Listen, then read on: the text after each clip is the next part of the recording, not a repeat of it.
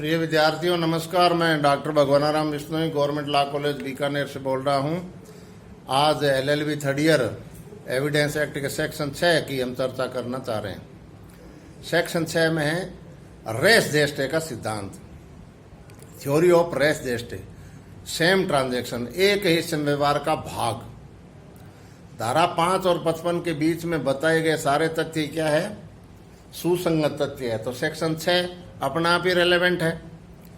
Section 6 में 3 चीजों पर आपको ध्यान देना है। नंबर 1, कोई घटना घटित होगी उसमें कोई न कोई स्टेटमेंट आएगा, कथन आएगा। दूसरा, कोई कृत्य होगा, एक्ट होगा। तीसरा, हाव भाव ओमिशन। तो ये 3 चीजें आवश्यक है। समय, स्थान और दूरी से कोई लेना देना नहीं है। पहले मैं 2 केस की चर्चा करूंगा, उससे आपके दिमाग में ये बात स्पष्ट हो जाएगी कि ये रेस जेस्टे है क्या।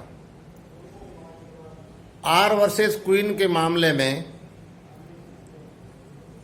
एक मैटर ऐसा आया इस केस में कि एक औरत ने हड़बड़ाहट भरी आवाज में टेलीफोन एक्सचेंज फोन किया कि पुलिस को फोन मिलाओ, जल्दी करो।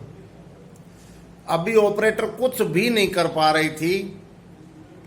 इतने में ही उसने कहा मैं यहाँ की रहने वाली हूं और बराबर ही गोली चलती है, रिसीवर नीचे गिर जाता है। ऐसा ऑपरेटर को सुनाई दिया।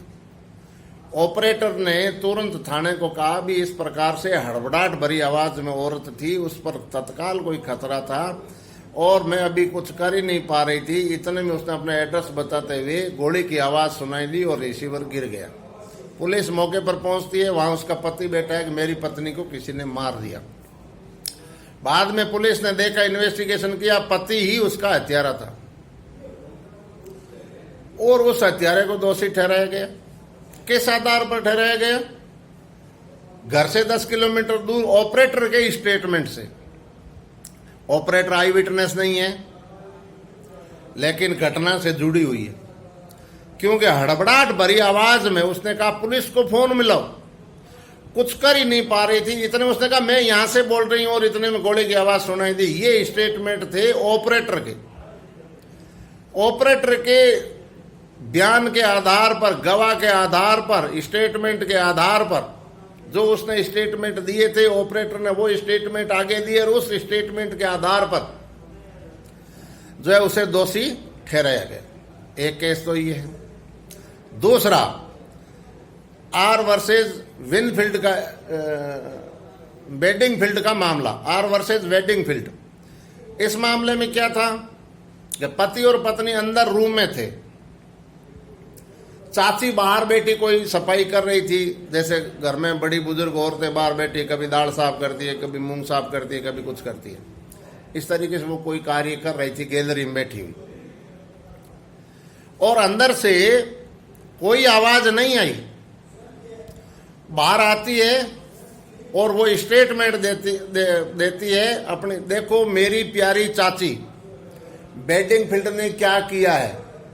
मतलब वो कह रही है नस काट दी, देखो वेडिंगफील्ड ने मेरे साथ क्या किया है। इतने में वो नीचे गिरी और मर गई। चाची ने पुलिस बुलाई,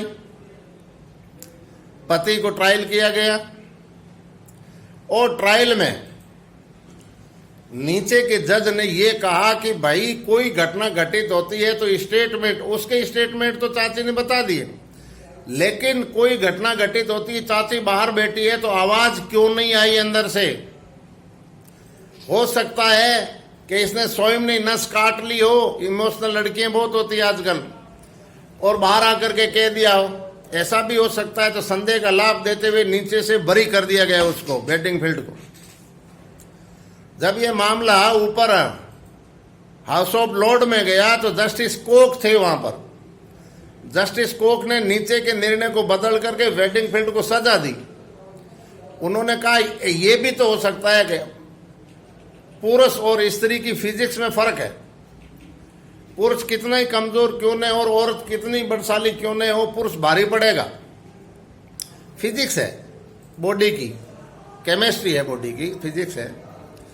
तो हो सकता है उन्होंने कहा कि उसने मुंह के जो हाथ लगा दिया हो, हाथ से मुंह को दबा दिया हो पत्नी का, दबा करके वो नस काट सकता है, चिल्लाने ही नहीं दिया गया हो, कपड़ा ठूंस दिया हो, इस प्रकार की स्थिति है।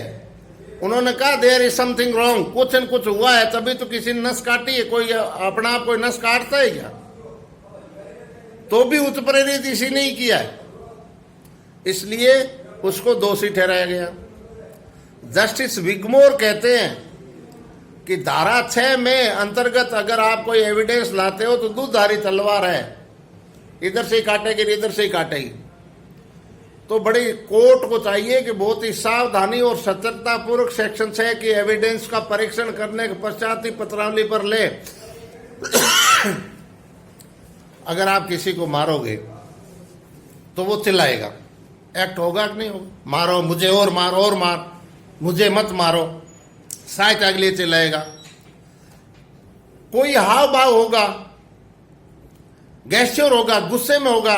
एक व्यक्ति तलवार लिए हुए भाग रहा है, सामने अपन सारे भयभीत हो गए, आगे जाके देखा तो एक व्यक्ति मरा पड़ा है, तो उससे उसका कनेक्शन होगा। भले ही अपन नहीं जानते तो अपने स्टेटमेंट होगा कि एक व्यक्ति भागा जा रहा था और उसके तलवार के खून लगा हुआ था, थोड़ी देर हम आगे पहुंचे तो एक व्यक्ति कटा हुआ, तो माना जाएगा ये वही व्यक्ति है। अपने स्टेटमेंट के कारण उसको सजा हो जाएगी।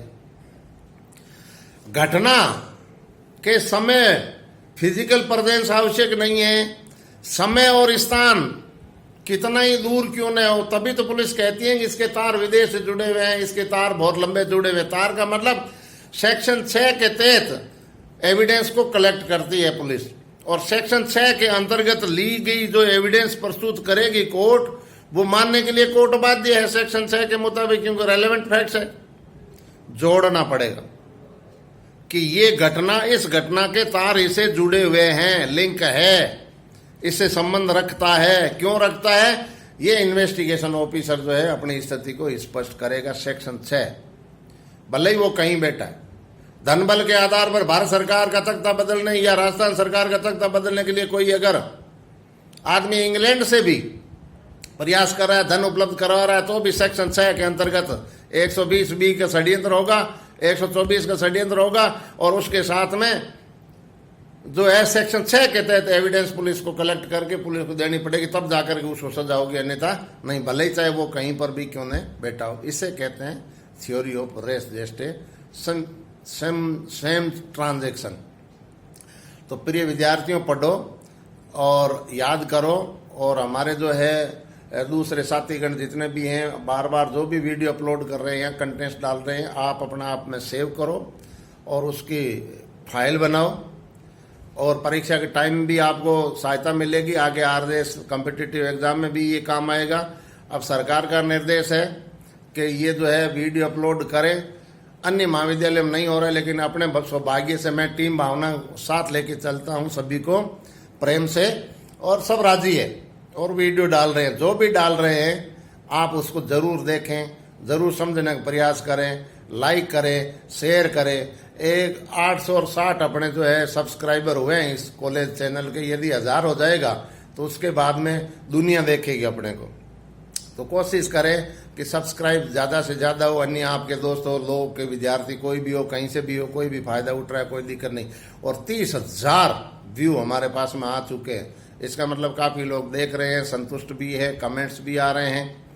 अननेसेसरी कमेंट्स भी न करें।